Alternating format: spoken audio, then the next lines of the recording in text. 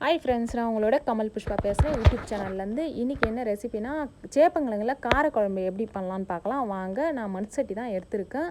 எண்ணெய், கடுகு, வெந்தயம், சின்ன வெங்காயம், பூண்டு, கருவேப்பிலை எல்லாம் நல்லா போட்டு பொன்னிறமாக வதங்கி வந்த பிறகு தக்காளி வதங்கிறதுக்கு தேவையான அளவுக்கு உப்பு நல்லா போட்டு வதக்கிட்டு நல்லா குழஞ்சி வர அளவுக்கு வதக்கி விட்டுருங்க. வதங்கி வந்த பிறகு ஏற்கனவே நான் 2 விசில் போல் எடுத்து வச்சுருக்கேன். சேப்பங்கிழங்கையும் போட்டு நல்லா குழகுழப்பு தன்மை போகிற அளவுக்கு நல்லா வதக்கிட்டு, இதில் மிளகாய்த்தூள், மல்லித்தூள், காஷ்மீரி தூள் இதையும் போட்டு நல்லா எண்ணெய் பிரிஞ்சு வர அளவுக்கு நல்லா வதக்குங்க. வதங்கி வந்த பிறகு தேவையான அளவுக்கு தண்ணி, ஏற்கனவே ஒரு சின்ன எலுமிச்சம் சைஸில் புளிக்கரைசல் வச்சுருக்கேன். அதையும் ஊற்றி நல்லா கொதிக்க விடுங்க. கொதித்து வந்த பிறகு சின்ன துண்டு வெல்லம் அதையும் போட்டுருங்க. அதையும் போட்டு நல்லா கொதித்து வந்த பிறகு நல்லா கொதிக்கணும். கொதித்து வந்த பிறகு கொத்தமல்லியை தூவி இறக்கிட்டிங்கன்னா சூப்பரான காரக்குழம்பு ரெடிங்க.